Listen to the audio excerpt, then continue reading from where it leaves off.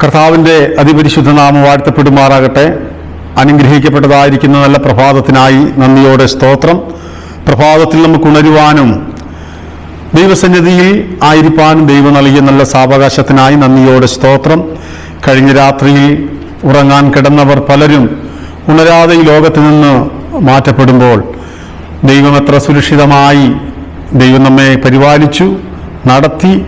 ഈ പ്രഭാതത്തിൽ നമുക്ക് ദൈവസന്നിധിയിൽ നന്ദിയുള്ള ഹൃദയത്തോടെ ആയിരിക്കാം. ഇന്നത്തെ മോർണിംഗ് മന്നായിൽ പരാമർശിച്ചിരിക്കുന്നത് ഭക്ഷണം സമ്പൂർണവും സ്വാദിഷ്ടവും ആയിരിക്കണം. അതിനെ ആസ്പദമാക്കി ഒരു വേദവാക്യം ഞാനിവിടെ വായിക്കുന്നു. യെശയ്യാ പ്രവചനം 55-ാം അധ്യായത്തിൻ്റെ 2-ാമത്തെ വാക്യം. അപ്പമല്ലാത്തതിന് ദ്രവ്യവും തൃപ്തി വരുത്താത്തതിന് നിങ്ങളുടെ പ്രയത്നഫലവും ചെലവിടുന്നത് എന്തിന്? എൻ്റെ വാക്ക് ശ്രദ്ധിച്ച് കേട്ട് നന്മ അനുഭവിപ്പീൻ, പുഷ്ടിഭോജനം കഴിച്ച് മോദിച്ചും കൊള്ളുവീൻ. ദൈവത്തിൻ്റെ സ്തോത്രം. ഈ വചനം നമ്മൾ പ്രാർത്ഥനയോടുകൂടെ ഒരുമിച്ച് ചിന്തിക്കുവാൻ കർത്താവിൽ ശരണപ്പെടുകയാണ്. നമുക്കറിയാം, ദൈവത്തിന് സ്തോത്രം, ഭക്ഷണത്തെപ്പറ്റി. ഭക്ഷണം നാം കഴിക്കുന്നവരാണ്, ഭക്ഷണം ഏറ്റവും ഇഷ്ടപ്പെടുന്നവരുമാണ് നമ്മൾ. എന്നാൽ ഭക്ഷണം ഏറ്റവും ഔഷധകരമുള്ളതും രുചികരവുമുള്ളതും ആകണമെന്നാണ് നമ്മളെപ്പോഴും ആഗ്രഹിക്കുന്നത്.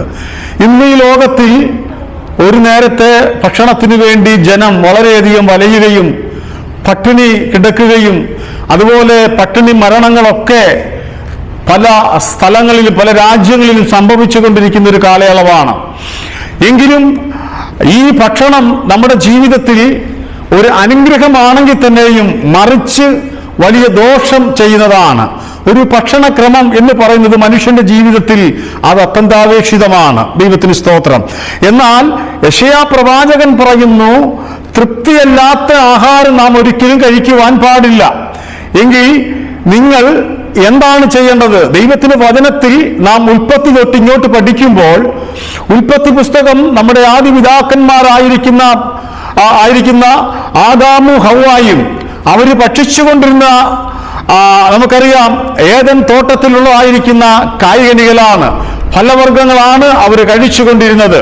അന്നേ കാലത്ത് അന്ന് ദൈവം അവർക്ക് ഭക്ഷിപ്പാൻ കൊടുത്തതായിരിക്കുന്നത് പഴവർഗ്ഗങ്ങളെ കൊണ്ട് അവർ സമ്പുഷ്ടരായി ജീവിച്ചു, ഭക്ഷിച്ചു. അവർ തൃപ്തികരമായ ഒരു കുടുംബ ജീവിതം അവിടെ നയിക്കുവാനിടയായി. ദൈവത്തിന് സ്തോത്രം. അവിടെ വ്യത്യസ്തമായിരിക്കുന്ന രീതിയിൽ ദൈവം പറഞ്ഞൊരു വാക്കുണ്ട്, തോട്ടത്തിന്റെ നടുവിൽ നിൽക്കുന്ന വൃക്ഷത്തിന്റെ ഫലം എന്ത് ചെയ്യല്? നിങ്ങൾ ഭക്ഷിക്കരുത്, ഭക്ഷിക്കുന്ന നാളിൽ നിങ്ങൾ മരിക്കും. ദൈവത്തിന് സ്തോത്രം. എന്നാൽ അവർ ദൈവത്തിന്റെ വാക്കുകളെ അനുസരിക്കാതെ അവർ തെറ്റിലേക്ക് പോയതുകൊണ്ട് അവർക്ക് കായ്കനികളും മറ്റുള്ളതായിരിക്കുന്ന സ്ഥാനം അഥവാ ഏദൻ പർദീസയൊക്കെ നഷ്ടമായി. അവർ ഏദൻ പർദീസയുടെ വെളിയിലേക്ക് അവരെ അയക്കുവാനിടയായി തീർന്നു. അപ്പോൾ നാം ഒന്ന് മനസ്സിലാക്കണം, എവിടെ വെച്ചാണ് കായ്കനികളുടെയും രുചികരമായിരിക്കുന്ന ഭക്ഷണത്തിന്റെയും സ്വാദുകൾ നഷ്ടപ്പെട്ടത്? മനുഷ്യൻ പാപം ചെയ്തതോടുകൂടി തന്നെയാണ്. നമുക്കറിയാം, ഇന്ന് എത്ര പഴവർഗ്ഗങ്ങൾ കഴിച്ചെന്ന് പറഞ്ഞാലും പലതിനും ഒരു രുചിയും ഇല്ലാത്തതിന്റെ കാരണം എന്താണ്? നാം അതിനെല്ലാം ഒരു ഭ്രമം ഉപേക്ഷിച്ചിട്ട് ഇപ്പം മാംസങ്ങളും മാംസാദികളും ഒക്കെ മത്സ്യാദികളും ഒക്കെ നമ്മൾ ഭക്ഷിക്കുന്നു, കഴിക്കുന്നു. അതിന് എന്തുകൊണ്ടാണ് സംഭവിച്ചത്? അത് പാപനിമിത്തമാണ് അവിടെ സംഭവിപ്പാനിടയായി തീർന്നത്. കാരണം ദൈവത്തിന് സ്തോത്രം, ആ മത്സ്യാഹാരം അതുപോലെ മാംസാഹാരം കഴിച്ചിട്ട് അനേകർ രോഗികളായി തീരുന്നതായ ഒരു അനുഭവം ഇന്ന് ലോകത്തിൽ കണ്ടുകൊണ്ടിരിക്കുകയാണ്. അതുകൊണ്ട് ദൈവമക്കളെ, നാം ഈ ആഹാരത്തിനു വേണ്ടിയും വെള്ളത്തിനു വേണ്ടിയും കാക്ഷിക്കുന്നത് പോലെ ദൈവത്തിന്റെ ആത്മാവിനു വേണ്ടി കാക്ഷിക്കുന്നവരായി തീരുവാനാണ് യെശയ്യാ പ്രവാചകൻ പറയുന്നത്. ദൈവത്തിന്റെ വചനം ഇങ്ങനെ പറയുന്നു, ദാഹിക്കുന്നവരെല്ലാവരും എൻ്റെ അടുക്കൽ വരട്ടെ. ദൈവത്തിന് സ്തോത്രം. ഇച്ഛിക്കുന്നവർ ജീവജലം സൗജന്യമായി കുടിക്കട്ടെ. ദൈവത്തിന് സ്തോത്രം. ദൈവമക്കളെ, നമ്മൾ അപ്പത്തിനായുള്ള വിശപ്പല്ല, വെള്ളത്തിനായിട്ടുള്ള ദാഹവുമല്ല. ദൈവത്തിന്റെ വായിൽ നിന്ന് വരുന്ന വചനത്തിൻ്റെതായിരിക്കുന്ന ആ സത്യങ്ങളെ മനസ്സിലാക്കി ഈ നാളുകളിൽ നമുക്ക് ജീവിക്കുവാൻ കഴിയും. അതുകൊണ്ടാണ് ദാഹിക്കുന്നവരെല്ലാം എൻ്റെ അടുക്കൽ വരട്ടെ എന്ന് പറയുന്നത്. യെശയ്യാ പ്രവാചകൻ പറയുന്നു, നിങ്ങൾ വരുവീൻ, നിങ്ങൾ വാങ്ങി ദൈവത്തിന് സ്തോത്രം തിന്നുവീൻ, നിങ്ങൾ വിലയും ദ്രവ്യവും കൊടുക്കണ്ട. ദൈവത്തിന് സ്തോത്രം. അത് നിങ്ങൾക്ക് എന്ത് ചെയ്തു? ധാരമായി നൽകുന്നു. ദൈവത്തിന് സ്വന്താണ്. ദൈവത്തിന്റെ വചനം നിങ്ങൾക്ക് ഭക്ഷിപ്പാൻ, ദൈവത്തിന്റെ വചനം മായമില്ലാത്ത പാല് നിങ്ങൾക്ക് കുടിപ്പാൻ നിങ്ങൾ ദ്രവ്യം കൊടുക്കണ്ട, പണം കൊടുക്കണ്ട, അത് വാങ്ങി എന്ത് ചെയ്യുക, നിങ്ങൾ ഭക്ഷിപ്പീൻ എന്ന് ദൈവത്തിന്റെ വചനം അഥവാ യെശയ്യാ പ്രവാചകൻ പറയുകയാണ്. ദൈവത്തിന് സ്തോത്രം. നിങ്ങൾ പുഷ്ടഭോജനം കഴിച്ച് മോദിച്ചുകൊള്ളുവീൻ. ദൈവത്തിന് സ്തോത്രം. ഏറ്റവും വലിയ ആഹാരം എന്ന് പറയുന്നത് ദൈവത്തിന്റെ വചനമാണ്.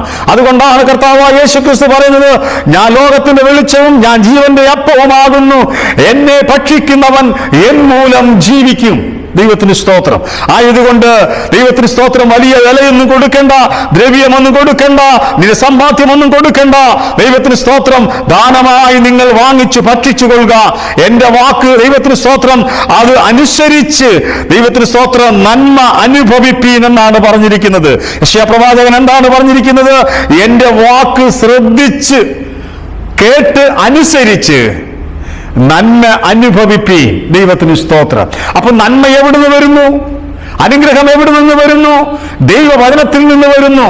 ആദിപിതാക്കന്മാർക്ക് കൊടുത്ത വാഗ്ദത്തങ്ങളെ, അവർ ദൈവത്തിന്റെ വാഗ്ദത്തങ്ങളെ മുറുകെ പിടിച്ചുകൊണ്ട് ദൈവവചനത്തിന്റെ പ്രമാണത്തിന് ഉള്ളിൽ ജീവിച്ചത് കൊണ്ട് അവർ ഇന്നും അനുഗ്രഹിക്കപ്പെട്ടവരായി മാറുവാനിടയായി തീർന്നു.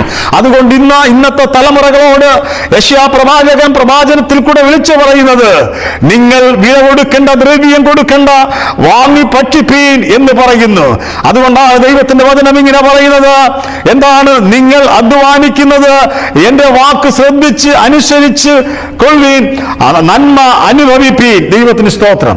അപ്പോൾ ആ നന്മ അനുഭവിപ്പാനാണ് ദൈവത്തിന് സ്തോത്രം, ദൈവത്തിന്റെ ആത്മാവ് നമ്മളെ ഒരുക്കുന്നത് ഈ നാളുകളിൽ. ഇസ്രായേലിയ ദൈവത്തിന് സ്തോത്രം ജനത്തോട് അവരുടേതായിരിക്കുന്ന പ്രവൃത്തി കണ്ടുകൊണ്ട്, ദൈവവുമായുള്ള കൂട്ടായ്മ വിട്ടുകൊണ്ട്, അനുഗ്രഹമല്ല നഷ്ടപ്പെട്ടവരെ ദൈവത്തിന്റെ വചനം ആഹ്വാനം ചെയ്യുകയാണ്, അവരെ ക്ഷണിക്കുകയാണ്. ഇസ്രായേലിയർ ദൈവത്തിനിലേക്ക് തിരിയാതെ, അവർ ദൈവമായിട്ടുള്ള കൂട്ടായ്മ ഇല്ലാതെ അവരുടെ അനുഗ്രഹം നഷ്ടപ്പെട്ടു പോയപ്പോൾ യെശയ്യാ പ്രവാചക മുഖാന്തരം പ്രവചിച്ച് പറയുന്നതായ ഒരു വാക്യമാണ്. ദൈവത്തിന് സ്തോത്രം. അവരെ ക്ഷണിക്കുകയാണ് ഈ അനുഗ്രഹത്തിന്റെ, ഈ നന്മയുടെ ആ വലിയൊരു ആ അനുഗ്രഹത്തിലേക്ക് അവരെ ക്ഷണിക്കുന്നതായ ഒരു അനുഭവമാണ് ഇവിടെ നമുക്ക് കാണുവാൻ കഴിയുന്നത്. ദൈവത്തിന് സ്തോത്രം. അതുകൊണ്ട് ഒരു ആത്മീക ദാഹം നമുക്കെപ്പോഴും ഉണ്ടായിരിക്കണം. പാപക്ഷമ നമ്മുടെ ജീവിതത്തിൽ ഉണ്ടായിരിക്കണം. ഒരു വലിയ വിശപ്പ്, ദൈവത്തിന് സ്തോത്രം, ഒരു ആത്മീക വിശപ്പ്, ഒരു ആത്മീക ദാഹം നമ്മുടെ മേലുണ്ടാകണമെന്നാണ് ദൈവത്തിന് സ്തോത്രം ദൈവവചനം നമ്മളെ കുറിച്ച് ആഗ്രഹിക്കുന്നത്. അതുകൊണ്ട് പ്രിയ ദൈവമക്കളെ, ഭക്ഷണത്താലുമല്ല, ദൈവത്തിന് സ്തോത്രം പാനീയത്താലുമല്ല നാം വാഞ്ചിക്കേണ്ടത്, പിന്നെയോ ദൈവത്തിന്റെ വചനത്തിനു വേണ്ടി, ദൈവ പരിശുദ്ധാത്മാവിന് വേണ്ടി വാഞ്ചയുള്ളവരായി മുൻപോട്ട് നീങ്ങിയുമെങ്കിൽ ദൈവത്തിന്റെ വചനം പറഞ്ഞ പോലെ എന്നെ ഭക്ഷിക്കുന്നവൻ എൻ മൂലം ജീവിക്കും എന്ന് പറയുന്നത് പോലെ ദൈവത്തിന്റെ വചനം ഭക്ഷിച്ചുകൊണ്ട് വില പ്രാപിച്ചുകൊണ്ട് മായമില്ലാത്ത പാല് കുടിച്ച് ഈ നാളുകളിൽ തൃപ്തരായി സംതൃപ്തിയായിട്ട് ദൈവത്തിന് സ്തോത്രം മുൻപോട്ട് നമുക്ക് പോകുവാൻ ദൈവം നമ്മളെ സഹായിക്കട്ടെ. ഞാൻ പറഞ്ഞല്ലോ, ഏദൻ പറുദീസയിൽ സംഭവിച്ചത് ഇതാണ്. പാപം നിമിത്തമാണ് ദൈവത്തിന് സ്തോത്രം ഏദൻ പറുദീസ. അവർ ഭക്ഷിച്ചുകൊണ്ടിരുന്ന കായികനികൾ പോലും അവർക്ക് നഷ്ടമായി പോയപ്പോൾ ദൈവത്തിന് സ്തോത്രം അവസാനം ഇറച്ചിയും മീനും മറ്റുള്ളതായിരിക്കുന്നതായ ആഹാരങ്ങൾ അവരെല്ലാം കഴിക്കുവാൻ തുടങ്ങി. അങ്ങനെ പാപത്തിന്റെ ശമ്പളം മരണം. അത് രോഗമുണ്ടാകും, അത് പാപമുണ്ടാകും. മനുഷ്യനെ കാർന്നുനിന്നായ ഒരു വലിയൊരു അനുഭവമാണ് പാപം. ആയതിനാൽ പാപത്തിൽ നിങ്ങൾക്കൊരു മോചനം ഉണ്ടാകണമെങ്കിൽ ഈ മായമില്ലാത്ത പാല്, ഈ വചനം ഭക്ഷിച്ചുകൊണ്ട് നിങ്ങൾ അനുഗ്രഹിക്കപ്പെട്ടുകൊണ്ട് വിലയും ദ്രവ്യവും കൊടുക്കാത്ത ഈ നന്മ സ്വർഗത്തിലെ ദൈവം നമുക്ക് തന്നിട്ടുണ്ടെങ്കിൽ അത് ഭക്ഷിച്ച് ബലപ്പെട്ട് ആത്മീയ ബലം പ്രാപിച്ച്, ശക്തി പ്രാപിച്ചു, രോഗസൗഖ്യം പ്രാപിച്ച് നമുക്ക് മുൻപോട്ട് കടന്നു പോകാം. ഈ വചനങ്ങളാൽ ദൈവം നമ്മെ അവിടുന്ന് അനുഗ്രഹിക്കുമാറാകട്ടെ. സ്തോത്രം. ഒരു വാക്ക് നമുക്ക് പ്രാർത്ഥിക്കാം. ഈ പ്രഭാതത്തിൽ വചനം കേട്ടതായിരിക്കുന്ന എല്ലാവരെയും ദൈവത്തിന് സ്തോത്രം, ദൈവം അനുഗ്രഹിക്കേണ്ടതിനായിട്ട് നമുക്ക് ഒരുമിച്ച് ദൈവസന്നിധിയിൽ പ്രാർത്ഥിക്കാം. നല്ലവനും വിശ്വസ്തനും വാക്ക് പറഞ്ഞാൽ മാറാത്ത ഞങ്ങളുടെ നല്ല കർത്താവേ, അനുഗ്രഹിക്കപ്പെട്ടതായിരിക്കുന്ന ഈ നല്ല പകൽവേളയ്ക്കായി സ്തോത്രം. ഈ പ്രഭാതത്തിൽ ഞങ്ങൾക്ക് ഉണർന്ന് ദൈവത്തെ മഹത്വപ്പെടുത്തുവാൻ, മാറ്റമില്ലാത്ത നിത്യമായ ദൈവത്തിന്റെ വചനം ശ്രമിക്കുവാനും സംസാരിപ്പാനും അപ്രകാരം ഞങ്ങൾക്കതനുസരിച്ച് ജീവിപ്പാൻ ഇന്ന് പകൽക്കാലം ഞങ്ങളെ ഒരുക്കണമെന്ന് പ്രാർത്ഥിക്കുന്നു. വചനം കേട്ട എല്ലാ ദൈവമക്കളെയും സ്വർഗം അവിടുന്ന് അനുഗ്രഹിക്കണം. അടിയനെയും ദൈവങ്ങളിൽ സമർപ്പിക്കുന്നു. പ്രാർത്ഥന കേട്ടതിനായി സ്തോത്രം. യേശുക്രിസ്തുവിൻ ധന്യമുള്ള നാമത്തിൽ തന്നെ ആമേൻ. സ്തോത്രം.